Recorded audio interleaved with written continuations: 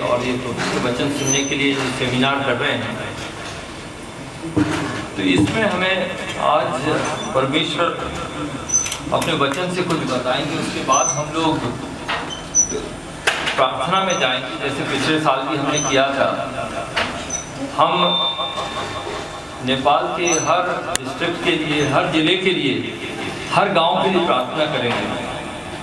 ये खास बात है आज के दिन।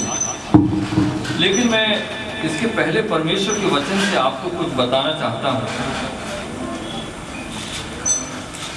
और मैं ये आपको बताना चाहता हूँ कि परमेश्वर किस तरह से हमारे बीच में काम करना चाहता है। आप लोगों को मालूम है कि जो इस्राएली लोग थे, यहूदी लोग थे, वो लोग मिस्र में गुलाम थे। मालूम है, बहुत सालों तक वो गुलाम थे। और इब्राहिम जो था, इब्राहिम परमेश्वर का दास था, हमारे विश्वास का पिता उसको बोलते हैं। इब्राहिम का बेटा इसहाक, इसहाक का बेटा याकूब, और याकूब का बेटा यूसुफ। हम जानते हैं कि किस तरह से वो गुलाम बनकर मिस्र में जाता है, और फिर एक दिन के अंदर वो वहाँ का प्रधानमंत्री बन जाता है। ये कहानी सबको मालूम है हमें। वहाँ पर याकूब का सारा परिवार भी मिस्र देश में आ जाता है, क्योंकि वहाँ पर अकाल पड़ता है। सारी दुनिया में एक अकाल है, और उस अकाल से बचने के लिए परमेश्वर अपनी योजना के मुताबिक यूसुफ को एक गुलाम की तरह मिस्र देश में भेजता है। वहां जाने के बाद वो किसी का गुलाम बनता है, उस पर झूठा आरोप लगाया जाता है, उसको जेल में डाल दिया जाता है। कई साल वो जेल में निकाल देता है। उसके बाद हमें मालूम है किस तरह फिरौन का एक स्वप्न आया, उसको सपना आया जिसे कोई समझा नहीं पाया, लेकिन वो यूसुफ ने उसका अर्थ जब बताया तो उसको क्या बना दिया गया? प्रधानमंत्री बना दिया गया। वो मिस्र देश का प्रधानमंत्री बन गया। और उसके बाद बहुत साल बीत गए। उन सालों में जो यहूदी, उनके परिवार वाले उधर आए, वो लोग सब शुरू में तो अच्छे थे, क्योंकि यूसुफ प्रधानमंत्री था, फिरौन राजा के बाद उसका दूसरा नंबर था, तो उसके रिश्तेदार और सब लोग मिस्र में उनकी अच्छी स्थिति थी, खाना पीना अच्छा था, नौकरी अच्छी थी। लेकिन जब बहुत साल बीत गए तो वहां पर यूसुफ को सब भूल गए, और उन्होंने, उनकी हालत खराब होती गई, और वो लोग वहां पर क्या बन गए? गुलाम खुद बन गए। सारे जो यहूदी थे मिस्र देश में गुलाम बन गए। और फिर आपको मालूम है कि मूसा को कैसे परमेश्वर ने फिरौन के घर ही में पाला। जब वो बड़ा हुआ, उसे मालूम पड़ा कि वो यहूदी है और उसके घर के लोग, सारे लोग जो हैं वो गुलाम हैं, तो उसने अपनी शक्ति से कुछ करने की सोची, लेकिन परमेश्वर ने, उसने किसी का कत्ल कर दिया। फिर उसे भागना पड़ा। भागकर वो जंगल में रहा, बहुत साल रहा, 40 साल रहा। उसके बाद जब वो 80 साल का हो गया, जब कमजोर हो गया एकदम शरीर में, उस समय परमेश्वर उसके पास आता है और कहता है कि तुम फिरौन के पास आओ, और वहां से तुम्हें मैं बाहर निकाल, अपने लोगों को बाहर निकालो। मैं अपने लोगों को बाहर निकालना चाहता हूं, उनके दुख दर्द को मैंने सुना है। जब मूसा जवान था, उस समय तो परमेश्वर ने उसके इस्तेमाल नहीं किया। क्यों? जब वो अपनी शक्ति का इस्तेमाल करके कोई काम कर रहा था, तो उसकी शक्ति परमेश्वर के काम की नहीं होती। ये परमेश्वर का एक रूल है, ये एक नियम है। परमेश्वर हमारी शक्ति का इस्तेमाल नहीं करता है। जब हम कमजोर रहते हैं, जब हम अपनी शक्ति से नहीं करते या हम अपनी शक्ति को परमेश्वर के चरणों पर समर्पित नहीं करते हैं और खुद कमजोर बन के नम्र दीन नहीं बनते हैं, तब तक परमेश्वर हमें इस्तेमाल नहीं कर सकता। तो मूसा ने अपनी जवानी में तलवार चला ली, परमेश्वर ने उसे जंगल भेज दिया। जब वो बूढ़ा हो गया, कमजोर हो गया, तो प्रभु ने बोला अब आओ तुम, अब तुम्हारे द्वारा क्रांति लाना है। और वो वहां पर वापस लेके आता है मूसा को और फिरौन के पास खड़ा कर देता है। तो फिरौन लोगों को ऐसे जाने देगा क्या? उनके नौकर चाकर का क्या होगा? उनके गुलामों का क्या होगा? उनकी सड़कें कौन बनाएगा? उनके घर की सफाई कौन करेगा? गेहूं कौन पीसेगा? उन्होंने कहा ऐसा नहीं हो सकता, तुम लोग थोड़े लोग जाके अपना आराधना भक्ति करके आ जाओ, सही रहेगा। इस तरह की बातें की और वो नहीं माना। कई बार हो गए लेकिन फिरौन मानने को तैयार नहीं। परमेश्वर ने बड़े बड़े चमत्कार किए, फिर भी वो मानने को तैयार। नील नदी को खून बना दिया, मेंढक ले आया, अंधकार ले आया, क्या क्या नहीं किया, सारी चीजें कर दी, लेकिन कोई फायदा नहीं हुआ। बार बार फिरौन अपनी बात से मुकर जाता था, लौट जाता था। आखिर बार परमेश्वर ने कहा क्या? अब मैं कुछ करूंगा। और वो हम 12-12 जो निर्गमन है 12-12 को देखेंगे, वहां पर क्या लिखा है। बाइबल की दूसरी किताब निर्गमन 12-12 में लेकर फिर उसके बाद आगे बढ़ूंगा। वहां पर नेपाली में कोई पढ़ दो, क्या लिखा है?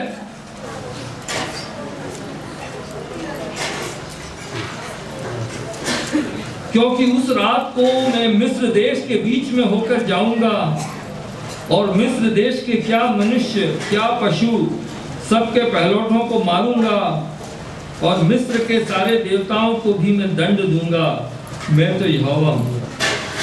यहाँ पे आपने चीज देखा, एक बात देखा, मूसा ने फिरौन को देखा था, मूसा ने फिरौन के रथों को देखा था, उनके हथियारों को देखा था,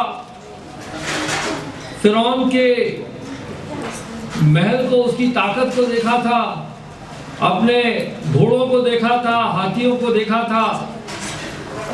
मूसा ने तो यही देखा था, सही है ना? लेकिन इस रात को प्रभु कहता है कि इस रात को मैं गुजरूंगा और मैं क्या करूंगा? हर परिवार के पहलौठे को मारूंगा। यदि किसी के 5 बच्चे हैं तो पहला वाला मरेगा। जानवरों को भी इसी तरह से मारूंगा। फिरौन के घर में जो बड़ा राजा है, उस समय का सबसे शक्तिशाली जो व्यक्ति है, उसके घर में भी मैं मारूंगा, ये उसने बोला। लेकिन उसने एक और बात कही वहां पर जो मूसा को नहीं मालूम थी। उसने क्या बोला? मैं इनके देवताओं को भी दंड दूंगा। देवताओं को क्यों दंड देने की जरूरत है? देवता तो पत्थर मिट्टी है। मूसा ने सोचा ये क्या बात है?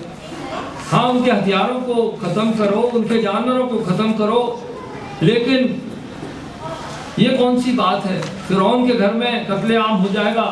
लेकिन परमेश्वर ने एक ऐसी बात बोली जो मूसा को नहीं मालूम थी। क्या था? मैं इनके देवताओं को भी दंड दूंगा। मूसा को नहीं दिखता था कि ये फिरौन के पीछे कौन है, फिरौन की ताकत के पीछे कौन है, ये रुकावट कौन डाल रहा है, क्या सरकार के पीछे कौन है। ये बात मूसा को नहीं मालूम थी, लेकिन परमेश्वर को मालूम थी। उसने क्या किया? उस रात को उनके देवताओं को दंड दिया। जब देवताओं को दंड दिया तो दूसरे दिन सारे बंधन टूट गए। वो जाने को तैयार हो गए, फिरौन उन्हें छोड़ने को तैयार हो गया। लोगों ने अपनी दान दक्षिणा करके अपने पैसे, सोना चांदी भी दे दिया और कहा कि अब तुम जाओ, तुम लोग जाओ, आजाद कर दिया।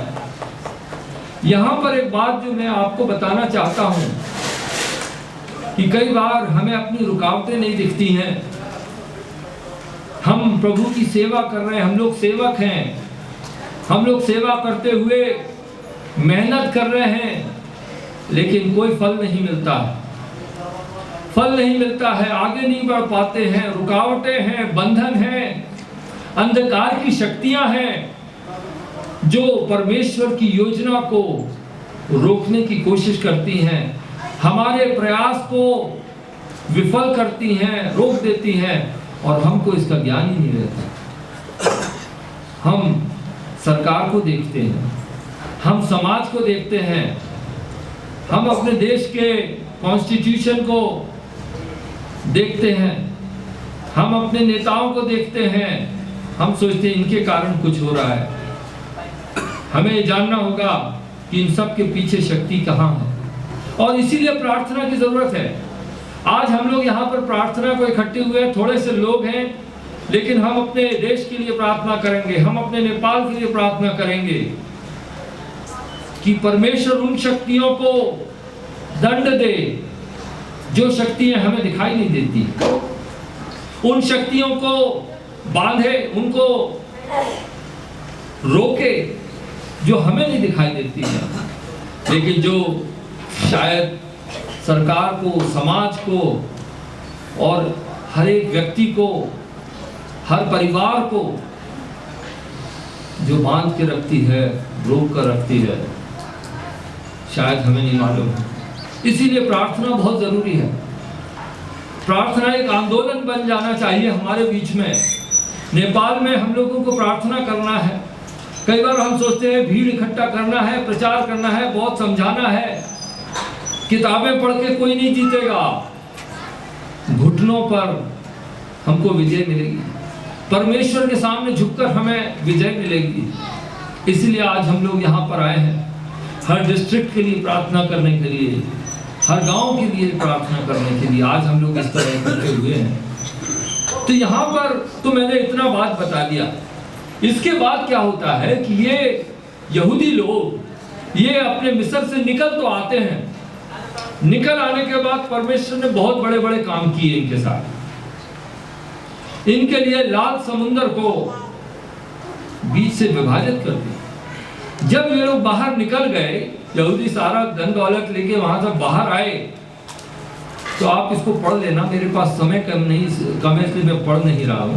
वो लोग जब बाहर आए, काफी दूर निकल गए, हजारों लोग। उस समय फिरौन का दिमाग फिर गया, वो जैसे नींद से जाग गया अचानक। लोगों ने उससे कहा होगा तुमने क्या कर दिया, लोगों को जाने दिया, हमारी नौकर कौन बनेगा, हमारे घर कौन बनाएगा, हमारी सड़कें कौन बनाएगा, सफाई कौन करेगा। ये सब बातें जब कहीं तो फिरौन ने कहा हाँ मुझसे गलती हुई, चलो उनको पकड़ेंगे।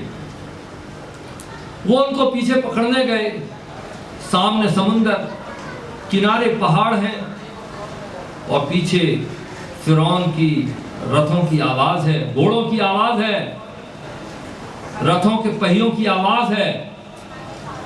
और वो लोग क्या कर रहे हैं, इनके पीछे पीछे आ रहे हैं। ये घबरा जाते हैं, अब क्या होगा। परमेश्वर ने उनके लिए उपाय निकाला। आपको तो मालूम है, लाल समुद्र को 2 टुकड़े कर दिया, वो उस पार निकल गए। मिस्र की सेना जो थी, उनके रथ और घोड़े वो समुद्र में डुबा दिए, या मालूम है आपको। उसके बाद भी उसने बहुत चमत्कार किए। परमेश्वर उनके साथ था, दिन में बादल रहता था, जहां उनको रुकना पड़ता था, जहां उनका कैंप रहता था, वहां बादल छा जाता था। उनको धूप से बचने के लिए बादल भी है। परमेश्वर की उपस्थिति दिखाने के लिए उनका जो आराधना का स्थल था, जिसको मिलाप वाला तंबू बोलते हैं, जहां परमेश्वर मनुष्य से मिलाप करता था, वहां पर बादल आया हुआ था, रहता था। रात को वो बादल से आग निकलती थी और वो आग वहां पर रोशनी देती थी। बाइबल में लिखा है कि उनके कपड़े कभी खराब नहीं हुए, पुराने नहीं हुए, उनके जूते कभी नहीं फटे, उनमें कोई बीमार नहीं हुआ, सांप और बिच्छुओं ने उनको नहीं काटा, वो भूखे नहीं रहे, और उन्हें हर रात को ऊपर से रोटी गिरती थी उनकी, जिसको मन्ना बोलते हैं, मन्ना गिरता था। ये सारी चीजें उन लोगों का अनुभव बने, उनका एक्सपीरियंस हो गया। कितनी बड़ी बात है ना। आज यदि रात को आपके घर में आप बैठे हों और अचानक घर के ऊपर से रोटी गिरने लगे अपने आप, तो आप तो ये कहानी सारी दुनिया में दौड़ के बोलते रहेंगे सारी जिंदगी कि परमेश्वर ने इतना बड़ा काम कर दिया। ये काम तो उनके साथ हर दिन हो रहा था, हर रात को उनके ऊपर मन्ना गिरता था, सुबह वो लेकर बटोरते थे, उसको खाते थे। चट्टान से पानी निकलता था जहां पानी नहीं होता है। सारे बड़े काम उन लोगों ने देखे थे, लेकिन फिर भी परमेश्वर पर वो विश्वास नहीं कर पाए, भरोसा नहीं कर पाए। वही बात मैं आपको बताने जा रहा हूं। वो लोग, परमेश्वर उनको कनान देश में लेकर जा रहा था, जहां पर उसने इब्राहिम को बोला था कि मैं तुम्हें ये जगह दूंगा। वो कनान देश के निकाल के वो लेकर आ रहा था मिस्र से। वहां पहुंचने में थोड़ी देर थी, लेकिन रास्ते में ये सारी चीजें परमेश्वर उनको बता रहा था। मैंने कई बार सोचा इतने साल लग गए, कई चीजें हैं उसमें, लेकिन एक मुद्दा जो है खास, परमेश्वर हमें कई बार इस तरह घुमाता है ताकि हम सच्चाई को जाने, अनुभव से उसको पहचाने। तो जब ये लोग बाहर आए, कनान देश की ओर आए, तो उसके बाद क्या होता है मैं आपको थोड़ा पढ़ के सुनाता हूं। ये निर्गमन की किताब उसके 14 में है। 14 से पहले मैं 11 अध्याय में जो लिखा है उसके बारे में आपको बताता हूं। निर्गमन की किताब नहीं, गिनती की किताब। आज हमारा जो थीम है, ये प्रार्थना का थीम है कि परम प्रभु को शक्ति, कम भय को छा।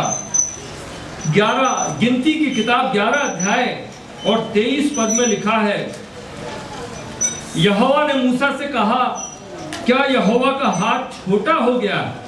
यही है ना यहाँ पर सवाल आज, क्या यहोवा का हाथ छोटा हो गया? ये सवाल आज से 4000 साल पहले का ही नहीं है। ये आज सवाल हमारे और आपके लिए भी आज ये सवाल है, क्योंकि हमारे जीवन में ऐसे मौके आ रहे हैं जबकि हम परमेश्वर पर भरोसा नहीं कर पा रहे हैं। उसकी शक्ति को पाकर, उसकी इच्छा पूरी करके, उसकी योजना में रहकर, उसकी जो योजना हमारे लिए है, हमारे व्यक्तिगत रूप से है, हमारे परिवार के लिए है, जो हमारे समाज के लिए और हमारे देश के लिए है, उस योजना में हम शामिल नहीं हो पा रहे। यहाँ पर सवाल आज हमारे पास भी यही है, ये आप याद रखना, क्या परमेश्वर का हाथ छोटा हो गया है? बहुत समस्याएं दिख रही हैं हमको हमारे सामने। आगे वहां लिखा है 11:23 में, यहोवा ने मूसा से कहा, क्या यहोवा का हाथ छोटा हो गया है? अब तू देखेगा कि मेरा वचन जो मैंने तुझसे कहा है वह पूरा होता है कि नहीं। परमेश्वर मूसा को चुनौती दे रहा है, इस्राएलियों को, यहूदियों को जो मिस्र से बाहर आ रहे हैं, उनके सामने एक चुनौती रख रहा है। क्यों? क्योंकि उनके पास भरोसा नहीं है, विश्वास कमजोर है, उनके पांव ढीले हैं। चमत्कार चारों तरफ हो रहा है, फिर भी भरोसा नहीं है। सही बात है ना? बहुत से लोग हैं आज भी, बड़े बड़े चमत्कार हो जाते हैं उनके जीवन में, एक हफ्ते तक चलता है ये। उनकी खुशी, उनका आनंद, उनका जोश थोड़े दिन का होता है, बाद में फिर दुनिया में है। बहुत से लोगों ने प्रभु यीशु के द्वारा भी चमत्कार पाया, लेकिन उनका कोई, प्रभु यीशु, बाइबल में लिखा है, प्रभु यीशु ने उन पर भरोसा नहीं किया, यानी उनके विश्वास को विश्वास नहीं माना। उनको वो समझा जो रोटी और कपड़ा और मकान के पीछे आ रहे थे, और उनको वो सब मिल गया। उससे आगे वो कभी बढ़ नहीं पाए। बहुत से विश्वासी मसीही हैं आज जो रोटी, कपड़ा और मकान के आगे वो बढ़ नहीं पा रहे। यहाँ पर मूसा को और इस्राएलियों के सामने, यहूदियों के सामने परमेश्वर एक चुनौती रखता है। वो कहता है कि क्या मेरा हाथ छोटा हो गया है? क्या मेरा हाथ छोटा हो गया है? और उसने कहा, तू देखेगा कि मेरा वचन जो मैंने तुझसे कहा है वह पूरा होता है कि नहीं। सैकड़ों बातें परमेश्वर ने आपसे बोली हैं, सैकड़ों प्रतिज्ञाएं करी हैं आपसे, वादे किए हैं, फिर भी हम ढीले पड़े हुए हैं। हम उन पर चल नहीं पा रहे, हमारे अंदर हिम्मत नहीं है, हम डर गए हैं, दुनिया से डर गए हैं। और हमारे को आज परमेश्वर यही कह रहा है कि तुम देखोगे कि मेरा हाथ छोटा नहीं।